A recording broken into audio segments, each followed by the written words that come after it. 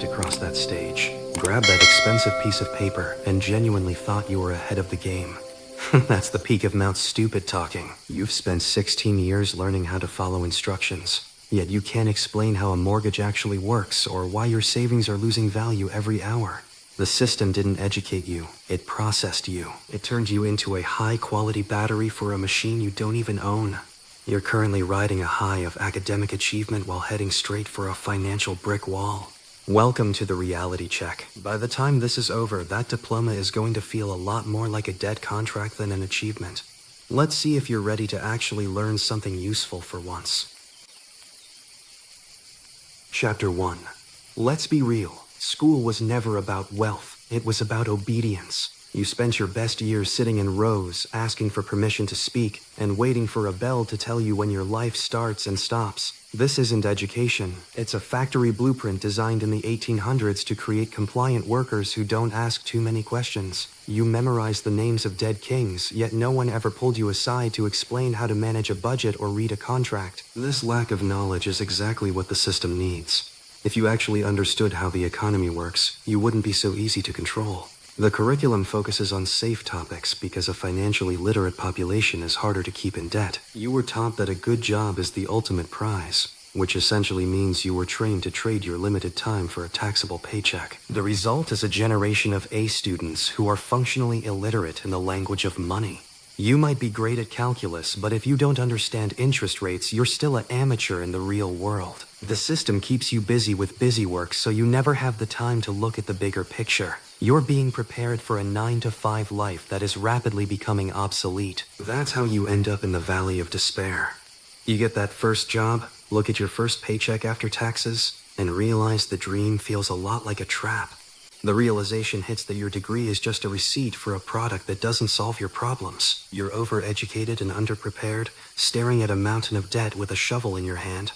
It's a cold wake-up call. Look at the people who taught you. Most of them have never built a business or managed a portfolio. They're just part of the same cycle, passing down advice that hasn't been relevant for 40 years. You've been taking financial directions from people who are lost in the same woods as you. It's like following a GPS that's stuck in 1985. True wealth isn't about what you earn. It's about what you keep and how you multiply it.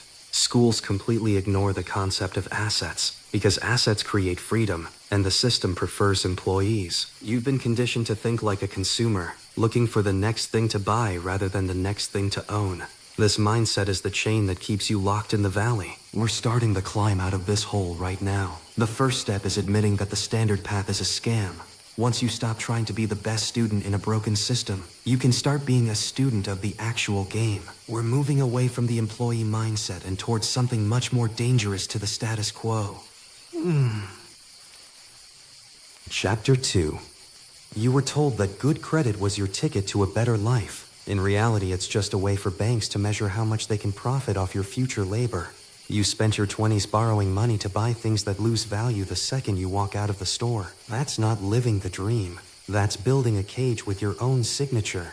Every monthly payment you make is a piece of your freedom you'll never get back. The school system encouraged this by letting 18-year-olds sign for massive loans before they even knew what a career looked like.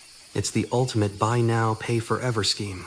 By the time you start your life, you're already 10 steps behind. You're forced to take the first job that comes along just to service the debt, which means you can't afford to take risks or build anything of your own. This is the efficiency trap. You think if you just work harder and get a promotion, the debt will go away. Unfortunately, as your income goes up, your lifestyle usually follows it. You get a better car, a bigger apartment, and more stuff to reward yourself for the grind. You're just a more expensive version of the same broke person you were 5 years ago. We need to flip the logic.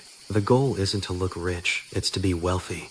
This means understanding the difference between a liability that drains you and an asset that feeds you. Your house might be where you live, but if it takes money out of your pocket every month, it's a liability on your personal balance sheet. This is the kind of basic math they conveniently forgot to mention in high school. The system loves a good consumer.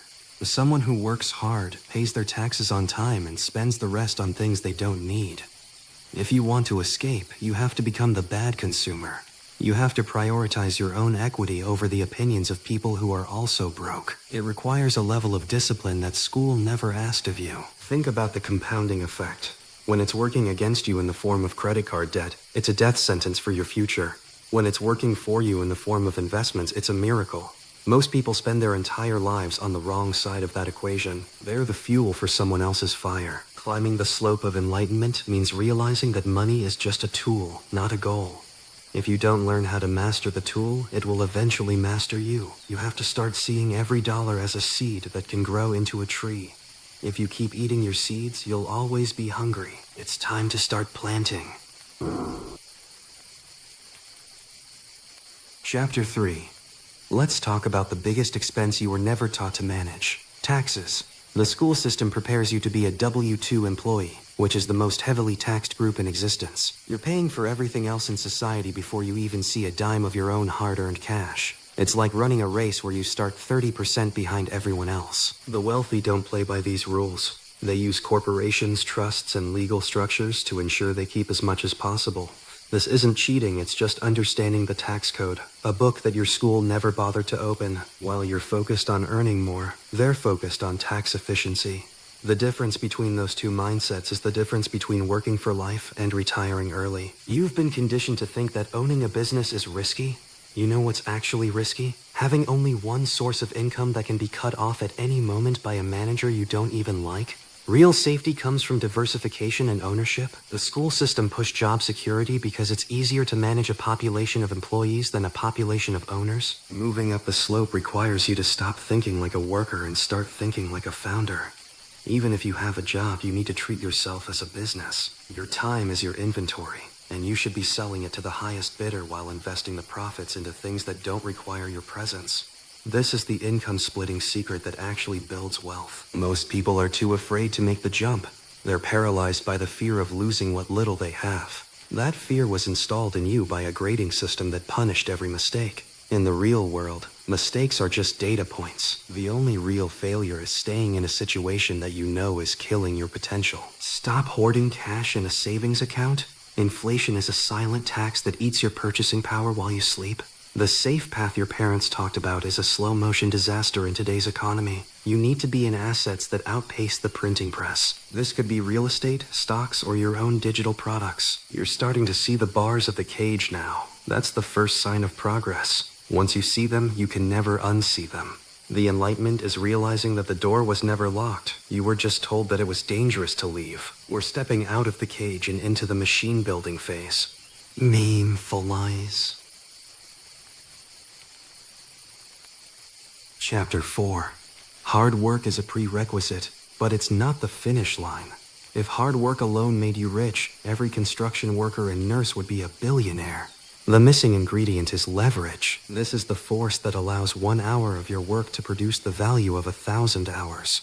School never mentioned this because they were too busy teaching you how to be a unit of labor. Leverage comes in many forms. It's using technology to automate tasks. It's using media to reach millions while you sleep. It's using capital to make more capital. When you combine these, you stop being a worker and start being an architect. You're building systems that function regardless of your mood or your health. The pivot happens when you realize that your time is the only truly finite resource you have. Trading it for money is a losing game in the long run. You need to transition into result-based income. This is terrifying for most people because there's no guaranteed paycheck at the end of the week. But a guaranteed paycheck is just a ceiling on your worth. Think about the content you consume. Every time you watch a video or use an app, you're being leveraged by someone else's system. You need to switch sides. You need to be the one providing the value that others consume, whether it's code, content, or a physical product. Ownership is the only path to true autonomy. You'll face a lot of pushback at this stage. Your old friends will tell you that you're changing or that you're being unrealistic. Of course you are. You're leaving the reality they've been sold. You're building a fortress while they're still trying to decorate their rented rooms. Stay the course. This is where the slope of enlightenment gets steep. It requires you to learn skills that weren't on any syllabus. You have to learn sales, marketing, and psychology. You have to understand how to move people and how to solve problems that don't have a correct answer in the back of a textbook. It's messy, but it's where the real growth happens. The goal is to reach a point where your maintenance requires less and less of your direct effort. You're optimizing for freedom, not for a higher salary. This is the difference between a hustler and a master. The hustler is always busy. The master is always effective. We're aiming for the latter. Chapter 5. You've built the systems. You've got the assets. Now comes the hardest part of the entire journey, staying the course when it gets boring. Real wealth isn't a heart-pounding thriller. It's a slow-burn documentary. It's the repetitive daily maintenance of the machine you've built. This is the boredom wall where most people self-sabotage just to feel a spark again. The system conditioned you to look for constant feedback. Grades, gold stars, promotions. When you're an owner, there's no one to tell you good job at the end of the day. You have to be your own fuel. If you can't handle the silence of the plateau, you'll start making risky bets just to break the monotony. That's how empires crumble. This is the transition to the plateau of sustainability. You've reached a level where your basic needs are met and your wealth is compounding. The temptation to pivot to a new shiny niche is at an all-time high. You have to resist. You have to protect the fortress you've spent so much energy building. Mastery is about consistency over intensity. It's doing the boring stuff, checking the data, rebalancing the portfolio, refining the copy, when everyone else is out partying. You've escaped the 9-to-5, but you haven't escaped the need for discipline. If anything, you need more of it now because there's no boss watching over your shoulder. You might feel a sense of loneliness at this stage. You're living a life that 99% of the people you went to school with will never understand. That's the price of admission. You traded the comfort of the crowd for the clarity of the master. It's a trade that's always worth it. But it's never easy. The education scam tried to make you a generalist. It wanted you to be okay at everything. To stay on the plateau, you need to be a specialist in your own success. You need to know exactly what moves the needle for you and ignore everything else. Most of the news and trends you see online are just noise designed to distract you from your own strategy. Stay focused on the long-term vision. The plateau isn't a place where you stop growing. It's a place where your growth becomes effortless. You've done the hard work of climbing. Now you get to enjoy the view while the systems do the heavy lifting. Don't let your ego ruin the peace you've worked so hard to find. Chapter 6. You've officially outgrown the system that was supposed to prepare you. You've navigated the Dunning-Kruger curve and come out the other side with something better than a degree, actual capability. You understand that the brutal truth of education is that it was a filter, and you're one of the few who made it through to the other side. The financial literacy they hid from you is now your primary language. You see the board clearly. You understand debt, taxes, and leverage better than the people who wrote your textbooks. You're no longer a victim of the economy, you're a participant in it. That shift in perspective is the ultimate ROI on all the stress and struggle you went through in the valley. Think about the person you were at the start of this journey. That person was looking for motivation and secrets. You now know that there are no secrets, only principles and patience. The education scam wanted you to keep looking for answers in a book. You found them in the work. It's a much better place to look. Sustainability is the highest form of success. It's the ability to maintain your freedom without sacrificing your soul. You don't need to shout about your wins because the results speak for themselves. You've built a life that doesn't require you to escape it every weekend. You are the owner of your time, and that is the only true wealth. The plateau is your new home. It's quiet, it's stable, and it's yours. You can now build whatever you want from this position of strength. Whether it's a legacy for your family or a new venture that solves a real problem, you have the foundation to make it happen. You aren't just financially literate, you're financially free. Don't forget where you came from, but don't feel obligated to go back. There are still millions of people trapped in the rows, waiting for a bell to tell them what to do. You can try to show them the door, but remember that most people aren't ready to leave the cage yet. Focus on your own fortress first. The scam is over. The game is won. Now the real life begins. Take the lessons, keep the systems running, and go build a reality that makes the school system look like the playground it always was. You're in charge now. Act like it. You're still here. That's the first sign that you might actually make it. Most people hit the first uncomfortable truth and ran back to their comfort zone. They'd rather be comfortably broke than uncomfortably wealthy. But not you. You stayed for the whole nap. I've given you the logic and the levers. The only thing left is the execution. The school bell isn't going to ring for you anymore. You have to decide when the work starts and when it's finished. Go build something that makes them wonder why you ever bothered with a degree.